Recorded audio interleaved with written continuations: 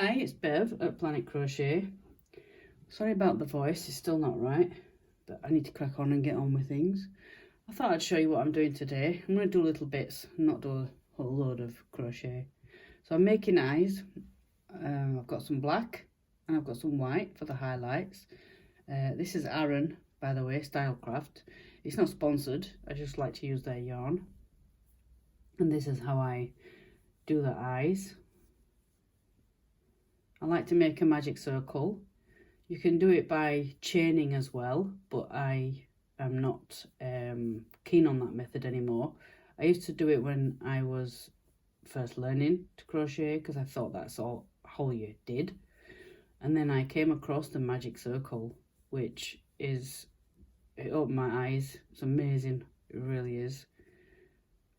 So that's 6 double crochet in there. I'm going to join this. You don't have to join, you can work in the spiral if you want. Oops, a daisy. Oh, it's in. I'm going to join. You can't see very well, but there are 6 in there. And then to make a circle bigger, you do 2 in each on the next one. There's different ways of doing circles, as I've found out by trial and error. Also from reading different patterns over the years.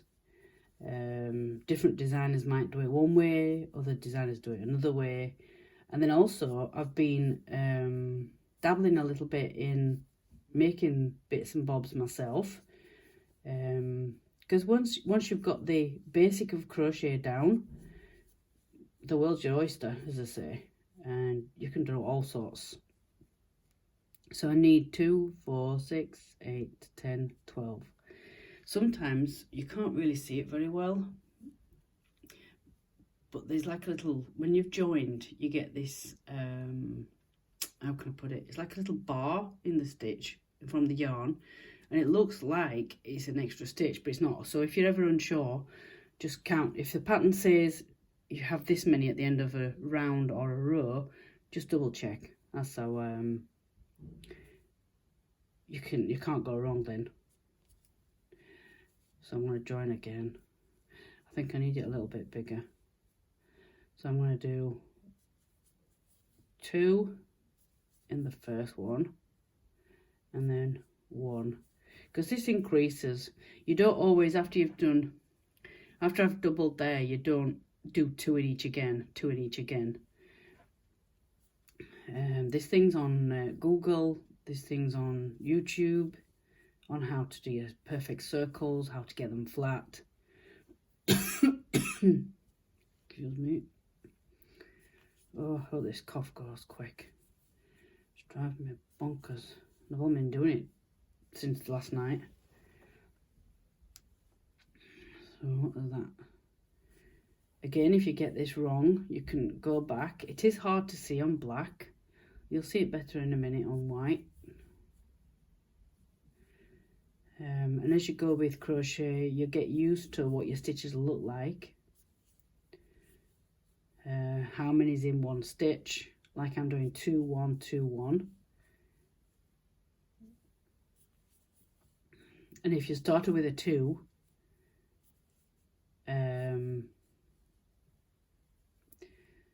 so I started with a 2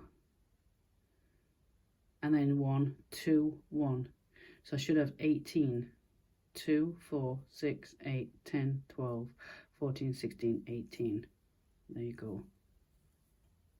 And then I join in there, like that, in the first one. And there you have a circle. I'll just cut. Give myself plenty to sew on. Now you can finish off differently, but I like to just pull it through, because if you do it how I normally do it, you get a knot. And I'm not keen on that. Not keen on that look. Now to make a highlight, it's just doing the first round, or depending on how big you want the highlight. Same again, magic circle. And especially when your circle is small, I found the chain, you know, you 1, 2, 3 or 4, and you joined them, it was very bulky, and I just didn't like it. So like that again, cross over under the first one, pull through and pull through there. So you've got your circle again. And we just do double crochet 6 times into this circle. It's all fingers and thumbs when you first start to crochet. Oh, it was terrible. I mean, I have arthritis now, but you'd think I'd have arthritis from the beginning. The pain I had in my hands, because you're so stiff, you're not relaxed. I mean, I find this a little bit awkward because I'm doing it at a table, but if I was sat on the couch doing my crochet now, you just don't think, you just get on with it. And that's the highlight for that. And depending where you put your highlight, whether it's in the middle or at the side, and then you can place it however you want, or whatever you're making. I've made cushions in the past, and you can make it boss-eyed, or I haven't done that, but you can. But it just depends where you place your highlight. So that's what I've been doing today. It's not much. And then what I do is join it again at the beginning. There you go. Pull it through the other one that was on my hook. And then you can pull that in the back. And it's so simple. You can do it as well, use that as a polka dot. You know, if you're making a blanket or something, you can use that as a polka dot. It's really versatile, just doing simple stitches like that.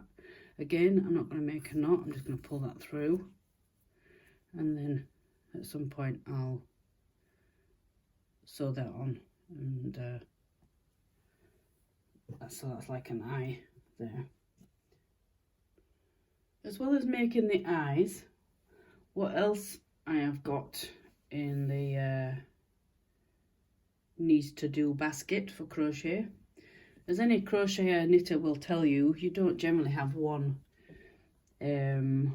whip on the go. You're always having different projects. So I've got this one, there's a customer order to my left. This is an actual customer order, but I'm just tweaking and working something out. There is a couple in the basket. There is a need to do something for my channel.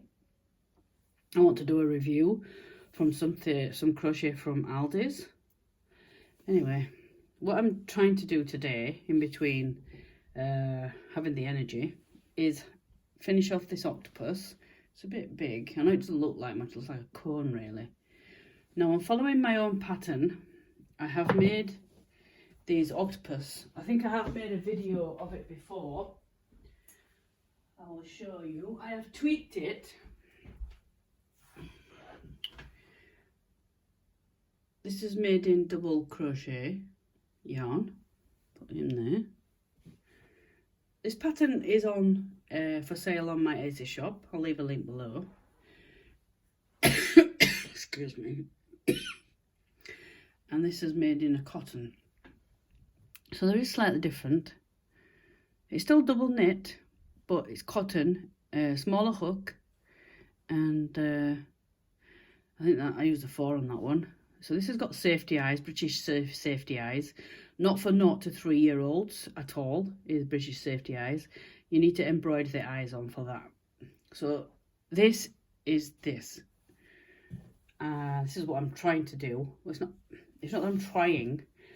I've just, the customer is my mum's old, I don't mean old in age, but you know, really good friend.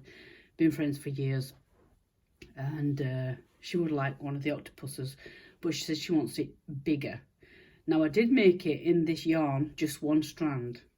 It looks like 1, but it's not. I'm using 2. So I'm using a 10mm hook. So if you purchase this pattern, you can use any yarn, but use a hook accordingly to what the, you know, the band says on it. Now on the band for one strand it says on here 8mm. So I took a guess, and it's come out pretty big really. It's quite a good size. I think this will be big enough, and especially when it's got its tentacles on the bottom. I tweaked this pattern. I kept trying different ways of doing it, and you make the whole body with the tentacles, and then you make the little stopper at the bottom, stuff it, and off you go. You've got a friend. So what I'm doing at the minute is just doing double crochet, as I've just shown you for those eyes.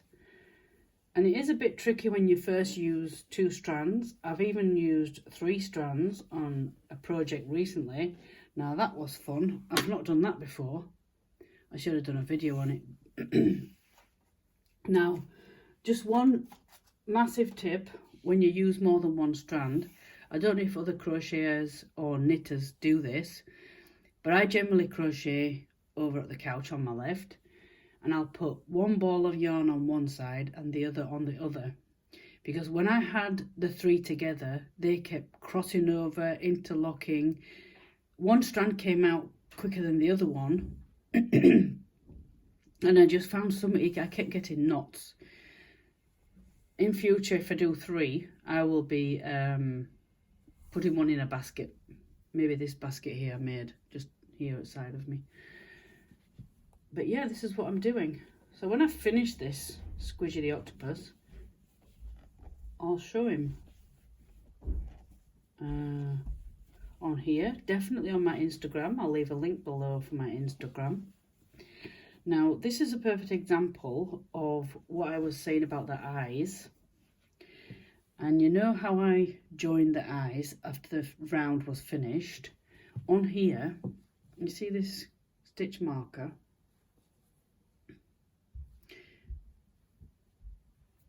This is where I start the round. So if you follow it up, that's the stitch there. Now I know a beginner will be like, how on earth do you know that? And it's because as you go on through your crochet journey, you'll learn to read stitches and what they look like when you've done them. Now if you're unsure, it's always recommended you put a stitch marker in the first stitch or last, however you've done it. All through my crochet career, I've always put a stitch marker at the first stitch. So I start my round, put my stitch marker in and carry on round. And then when I get to the end, I generally stop, take it out, do the first stitch or 2 and then pop it back straight in. But I've learnt this new technique because I know where I'm reading the stitch, because that's the first one there. And then I just follow the line up. So I know that's my first stitch of this round I've just finished. Anyway, I won't bore you anymore. That's what I've been doing today. Kind of on my poorly deathbed kind of thing. Instead of just laying out, I want to do something and keep my brain active. Because there's nothing worse when you're not feeling well, but you can't physically go out and interact with other people. Anyway, that's it from me today. If you have any questions, leave them below. Again, the octopus pattern is available on my Etsy store.